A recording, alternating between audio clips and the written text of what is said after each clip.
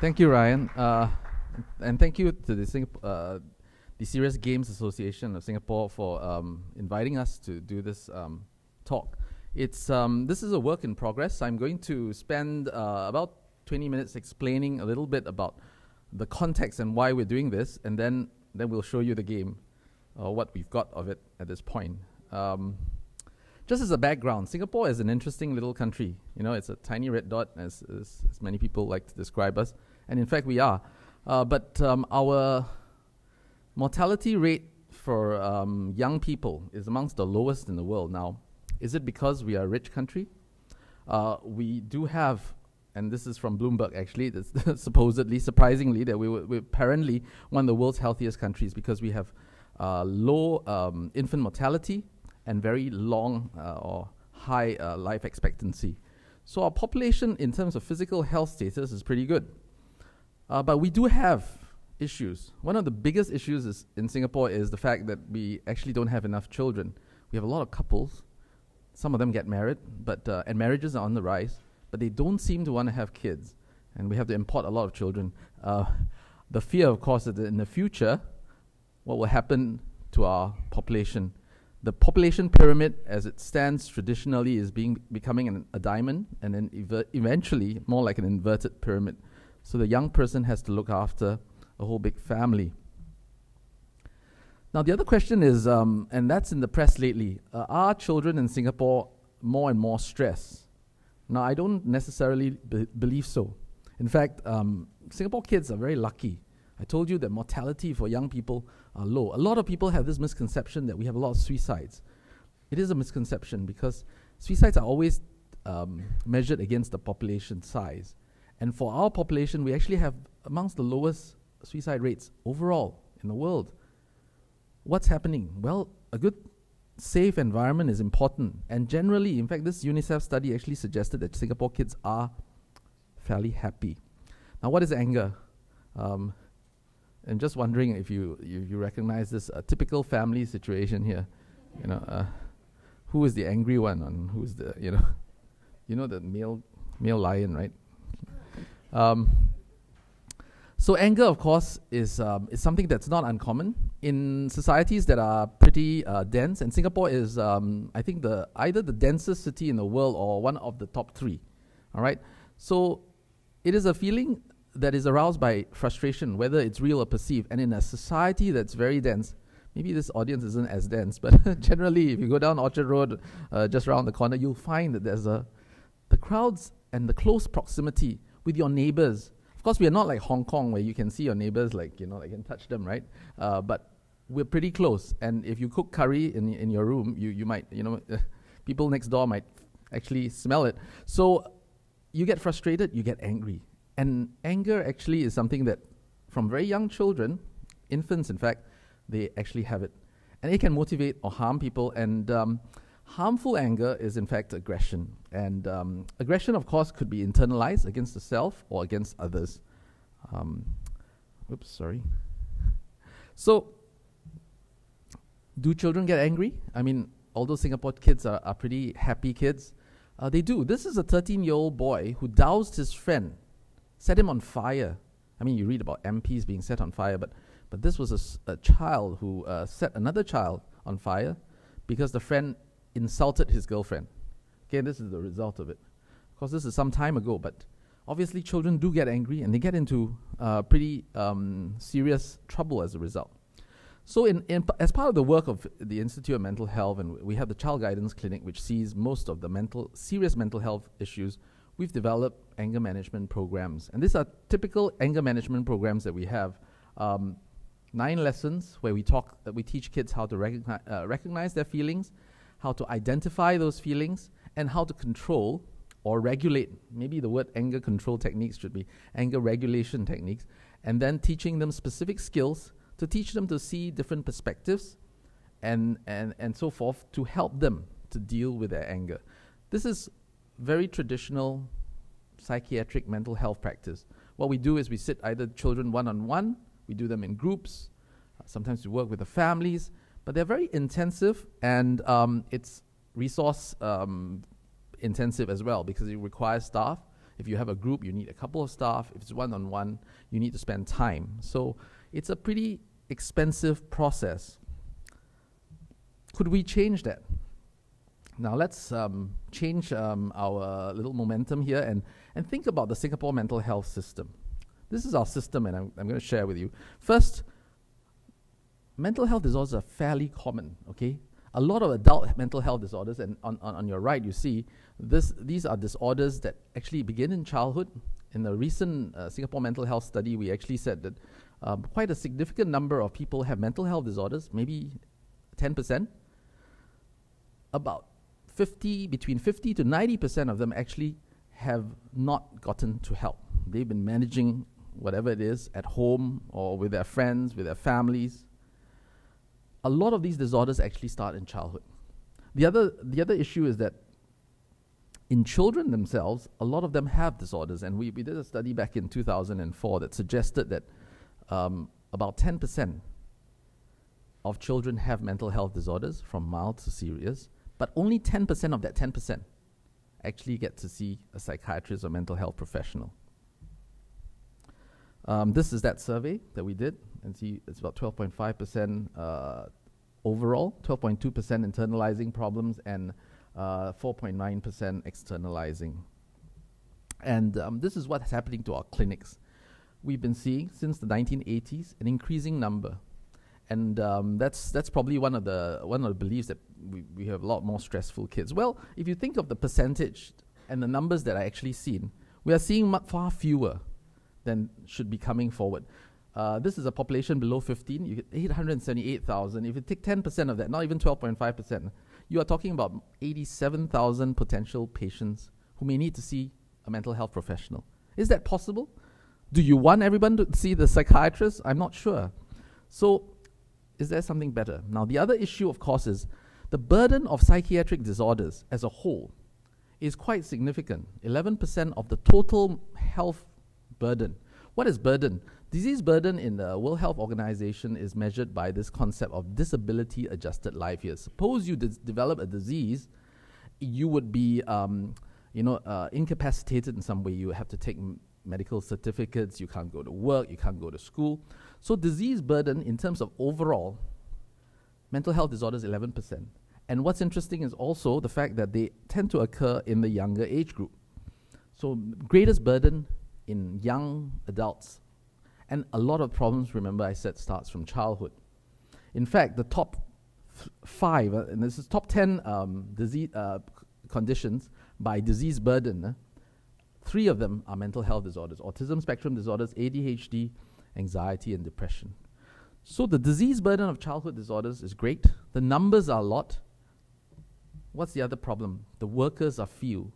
We have a mental health manpower that is much lower than most of the developed countries. We currently have about 12 public sector child psychiatrists, which lead small teams of mental health professionals. And we are trying to grow it. We have been growing quite well, steadily, but the numbers aren't going to be enough. Our pipeline is going to be 16 psychiatrists nationally, of which only about 20% will become child psychiatrists or work with children. So we'll never actually have enough mental health manpower. Our model of mental health care is a hospital-centric model. It's a model that's steeped in, okay, all the services are here. It's a pool system. You feel that your child's got problems? Come and see the psychiatrist, come and see the mental health professional. And the medical services are also separated, by the way, from mental health. So not all doctors are very familiar, but this is one part of it. Most of the kids with problems are actually outside of the health sector. They are in the community, either in schools and social services or at home in families. What happens when you have a specialized clinic that sees people with mental health disorders, assuming anger issues? You would be channeling them all to a system like this. At this rate we're going, if we continue to see the numbers that we increase, we have to keep building up more and more clinics, more and more hospitals. Everybody will have to become a psychiatrist eventually to manage the number. That is not tenable, because 70% of the population actually is out there in the community. In a hospital-centric model, you can do very good work in the 10% that you see. You can be very happy as a psychiatrist. I can sit in my clinic and say, I've done a really good job with the 10% of the people who need help. The rest We'll leave them to die or do something on their own, kill somebody. Is that the best way to go forward?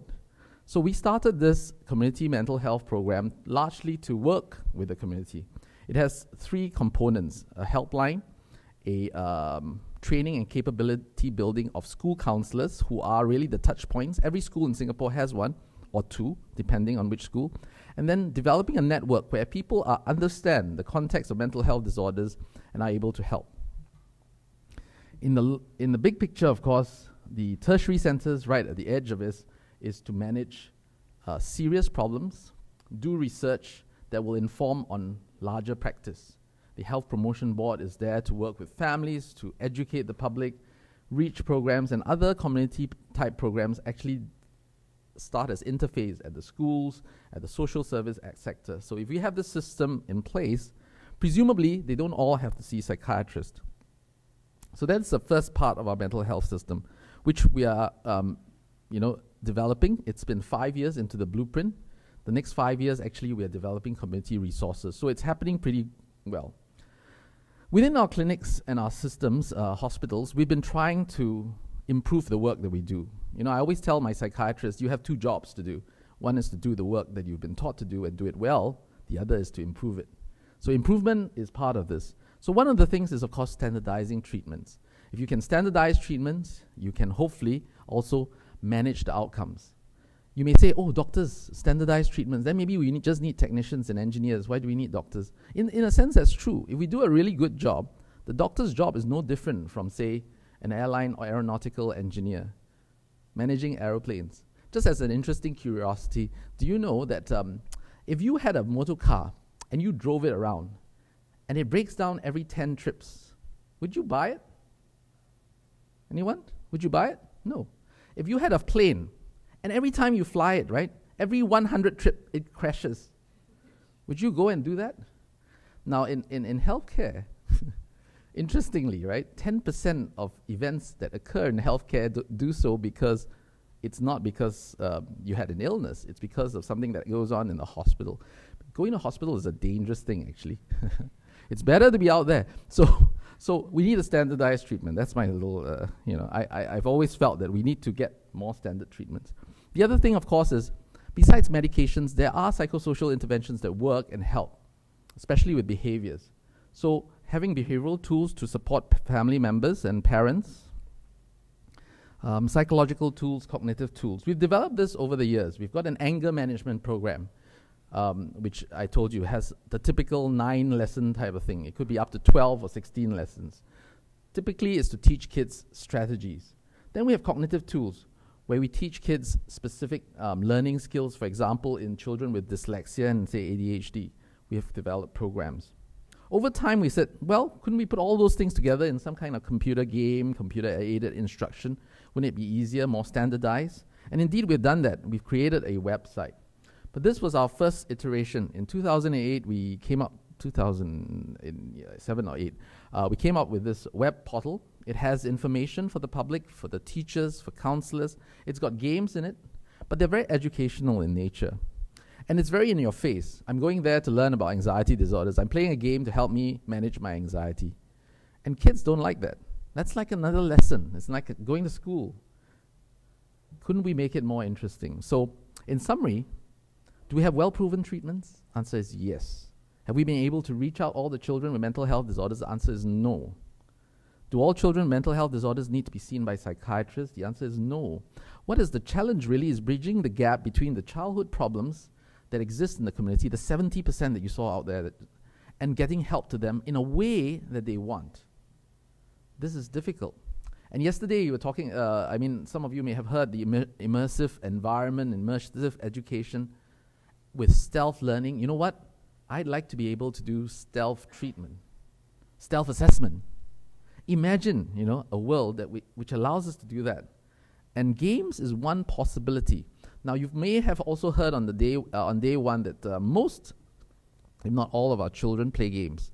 They play up to, in secondary school, as I understand it, with NG study, we've been involved in that, 25 hours, almost 25 hours a week of games. That's a lot of time. A lot of interventions and assessments could go on. Why do we complain about our kids going to school and having to take tests? They don't have to take tests anymore. We could test them on the game, maybe. So that's where it requires innovation. Every system is perfectly designed to do what it has been designed to do. If you design a healthcare system that sits in the clinics with the professionals there, it's designed to do that. And a professional that says, I can only see patients for an hour, they can only see patients for an hour. I can see, in a hard working day, 10 patients. And that's if I work a little past my time, because if I see patients for an hour, that's amount of time. 10 hours of work is a lot. But that's all I can do. To change, you need to redesign. You need to think about, and this is where innovation comes in. It's not just an improvement, it's a complete radical change. Healthcare, as we know it, should change. I have found very little audience for my thoughts on this, but hopefully now I can move on in this in my present position to try and push for this. So Ragnar Tales here. Before we talk about that, just the concept of gamification in mental health. Applying game design thinking to non-game applications to make them more fun and engaging. The Ministry of Health actually has been talking about this quite a fair bit. And there's been a lot of examples actually in literature.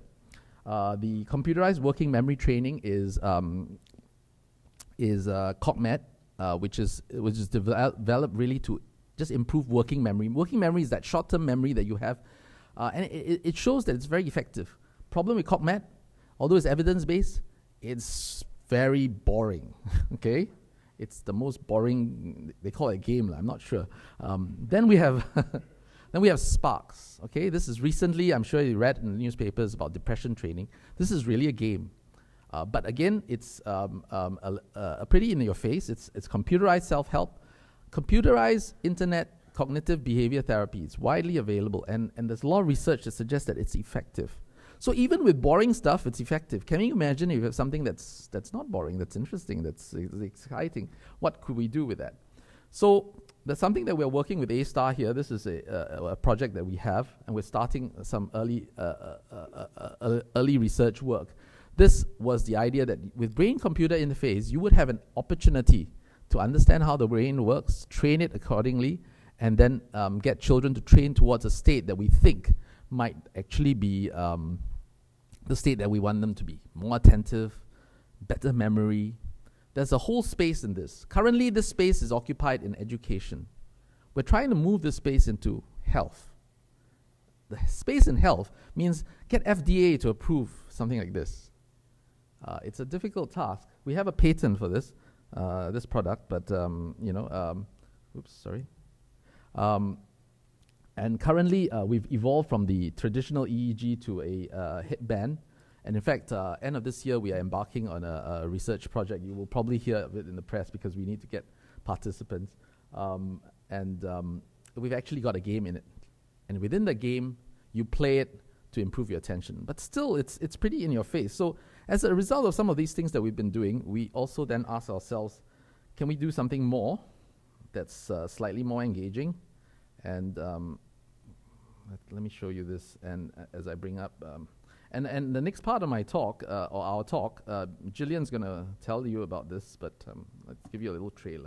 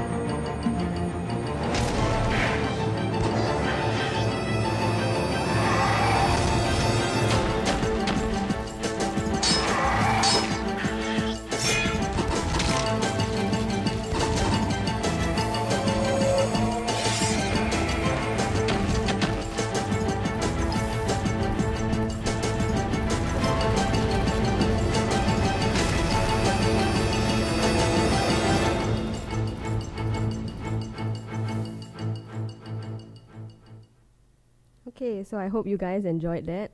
That was actually what you actually saw was probably a rendition of what some of you might know as Maple Story.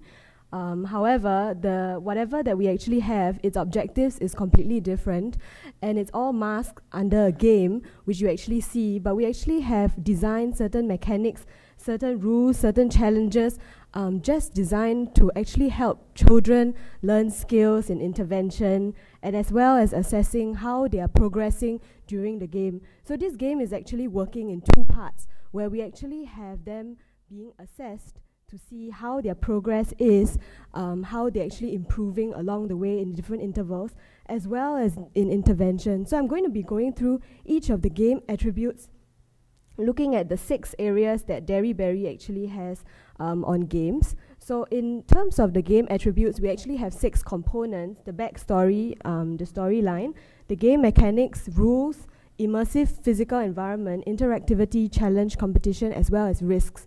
So we're going to go through each component of the games, our features, just by looking through these 6 features. Okay. So in terms of the backstory and storyline, just to give an introduction on what the game actually entails. So this story is actually set in a fantasy world in both modern and medieval influences. So in this game, there's actually a balance between good and bad energy, which is actually managed by a special machine. The Dark Lord actually wants to brainwash the village folk and has plans in meddling with this machine that actually balances between the good and bad energy. So this Dark Lord, he actually kidnaps the players' parents, who actually happens to be inventors and scientists from the World Council, and they're actually building a machine to actually keep the forces of good and evil in balance. But unfortunately, when they got kidnapped, this boy actually was caught in this position where he actually had to rescue his parents by going through different missions and collecting different machine parts along the way. And all these missions actually have anger management components embedded in it. However, it's very important for all of you to note that this game is not for angry children. It is for children of all, different populations. It doesn't matter whether they have anger issues or not. We actually want to actually spread out this game just for children, and if they have an anger management issue, that they actually learn different skills and improve from there. So incidentally, this scene in the village is actually cluttered with a lot of impure creatures and enemies that are created by this Dark Lord. And the Dark Lord actually seeks for these evil creatures to actually do their bidding and to actually distract the boy from actually going on to the other missions and succeeding. So in the game itself, we actually integrated a mentor to actually guide the player to make good decisions, even though he's tempted by a lot of bad and evil, provocations. So in this sense, what we're actually trying to do is we're actually trying to get these children to actually apply the different skills that they learn in the game through provocation on purpose. Yeah? So what we have over here are the different components that the hospital has actually created in terms of helping angry children. These are actually workbooks and manuals that we actually use, clinicians use. But what we are doing is we're actually translating some of these components into a game. So these are the different lessons earlier on that were flashed up by Daniel. And he actually talked about all the different identifying feelings, anger control techniques, as well as problem solving and perspective taking. So what we have actually done is over here, where we look at the anger management program, we have actually translated it into 3 major components, which is basically identifying feelings, learning to cope with the feelings, as well as problem solving and perspective taking. So this is actually part of the game mechanics, which I'm going to be going through each component. So in terms of identifying feelings, we actually get the character to actually approach different non-playing, non-participating characters, and they actually have different, for example, in this situation, this is a mission where the Dark Lord has actually stolen all of their facial expression. So this girl actually mentioned that she has no capability of feeling emotions any longer. So she actually tells her story as to what has actually happened to her, and for the boy to actually help her to get his her feelings back. So over here, he would have to go through the mission to actually look for the feelings. And over here, what you see is the mushrooms with different feelings hanging on the tree. So he would actually have to go through all these different stages to get the feelings. And as the game actually progresses, we introduce more and more feelings. So apart from the simple basic feelings like, anger, sadness, happiness, all these, we actually introduce other things like, jealousy, frustration, different degrees of anger, just to show them that feelings also have different severity levels. Yeah. So a lot of the time, the player will be engaged in different conversations where a lot of their options are actually tracked. So we actually want to understand how the player actually reacts and responds to the different characters. We actually do have two different kinds of responses. So usually we will have one good one, a neutral one, as well as maybe a not so nice one, just to see which particular option the child actually selects, so that we can also see what kind of profile the child becomes over time in the game. Okay, so coping with feelings, then that is where we actually get the child to actually do things like deep breathing. So over here where the bubble is, that's where he's actually doing deep breathing. And over here, when he's doing deep breathing, he's actually immune to whichever difficulties or whichever provocation that he's actually facing. So for later on, I will actually explain how these components actually will help the player to earn points. So in a sense, we're actually integrating a reward system as well. Okay? Problem solving and perspective taking is actually embedded throughout the game. So we actually want the child to actually learn to empathize with the different characters, their difficulties, as well as how to go about helping them, whether it's through missions or whether it is through even empathizing with some of the dark characters. So apart from problem solving and perspective taking, like what I mentioned earlier on, we actually want to assess to see how is their profile, what is their cognitive profile, how impulsive they are, their ability to actually problem solve and things like that. So what we actually do is we actually embed certain questionnaires, as well as we actually replicated some cognitive assessments to actually find out how is their profile like, in order to match to see if they actually improve over time based on them playing the game, or have they actually continued to play in the same way. So over here, we're actually tracking how they're playing as well. Okay. So in terms of the game rules, we actually integrated a behavior modification framework. Well, most games actually already have a behavior modification framework, but they don't actually call it that. So what we actually have is we have the good and bad energy, which is usually shown in the meter at the bottom where the toolbar is. So we actually have the good and bad energy. And over here, because we actually mentioned that all the villagers are actually infected by bad energy based on the Dark Lord's bidding. So over here, we are trying to get the player to keep a balance between the good and bad energy. So what we have is that, for instance, if the player were to display certain negative behaviors, so these are some of the negative behaviors. For example, if they slash the animals too much, because some of it is actually our purpose is to get them to sort of purify them instead of killing them. So if they were to overdo it and the animal were to die, so we actually deem that as socially inappropriate. So even though we do have things like using the sword and things like that, there is a limitation to it that they cannot slash more than a certain number of times. So if they slash too much, we deem it as being socially inappropriate, having excessive aggression, and it's poor self-control in that part. They actually turn into a snail.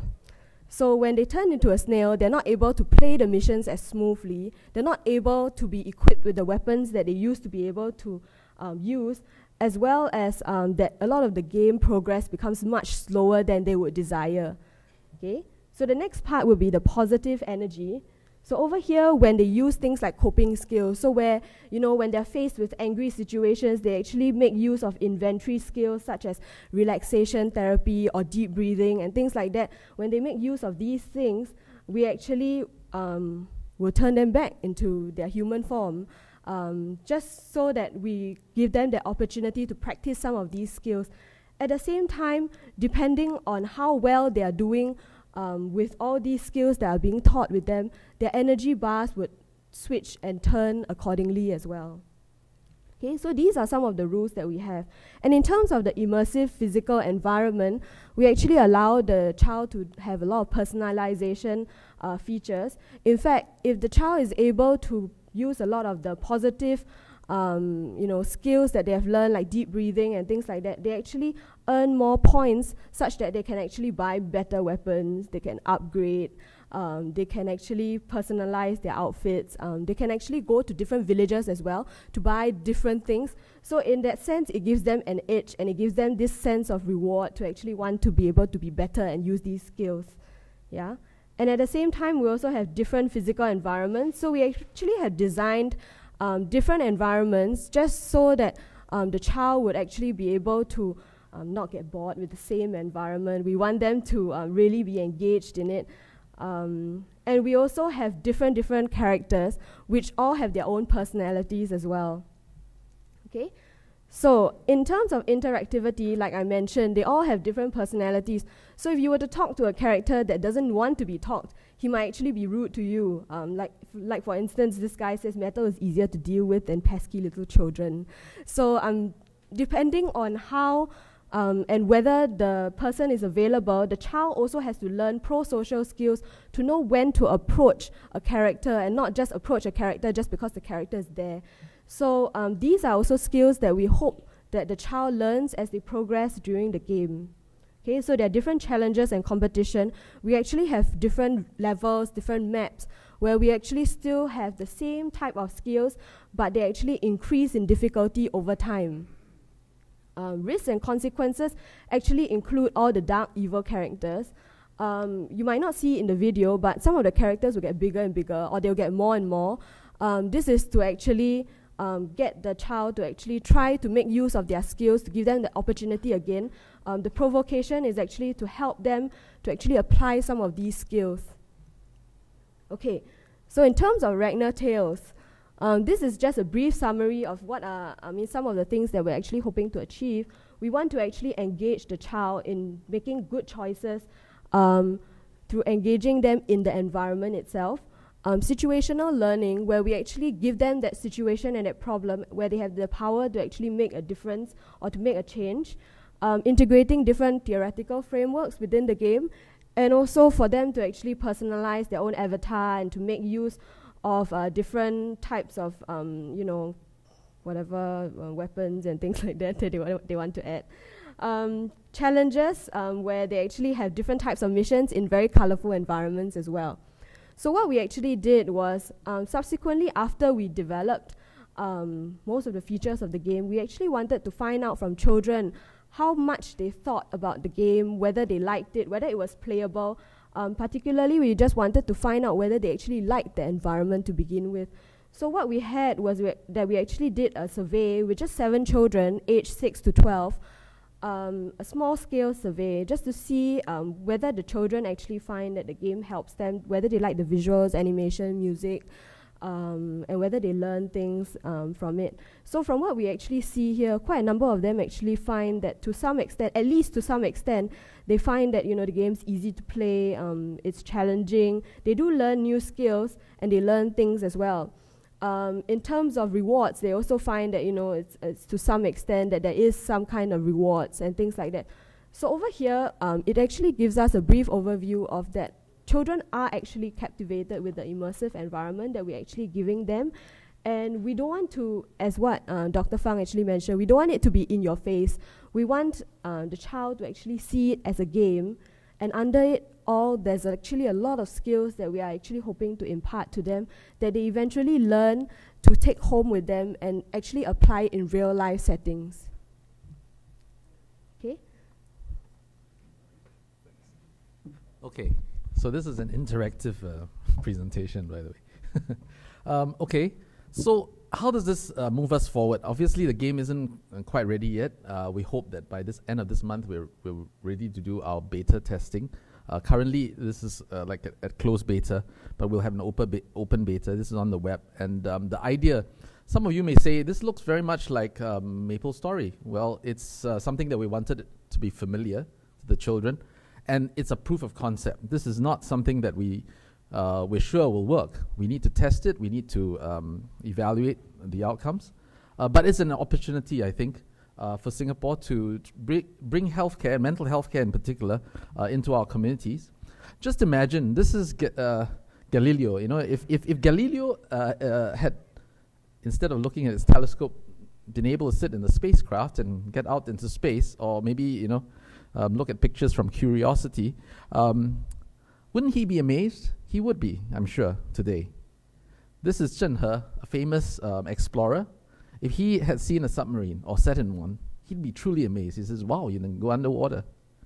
This is Sigmund Freud, okay? He looks at IMH today and says, hey, that's how I practiced way back those years ago. No different, nicer environment maybe. So we need to change a little bit, and we need to redesign our systems. I hope that this is part of that redesign. Just to show you a little. Here's to the crazy ones. The misfits. The rebels. The troublemakers. The round pegs in the square holes. The ones who see things differently. They're not fond of rules, and they have no respect for the status quo. You can quote them, disagree with them, glorify or vilify them, but the only thing you can't do is ignore them, because they change things. They push the human race forward. And while some may see them as the crazy ones, we see genius. Because the people who are crazy enough to think they can change the world are the ones who do. It's an old Apple advert, by the way. Just interesting, isn't it? This is our research team. Those of you who don't realize, Ragnar, if you spell it backwards, might give you a clue on what we're trying to do. This is actually a NNRF proof of concept grant that we work on.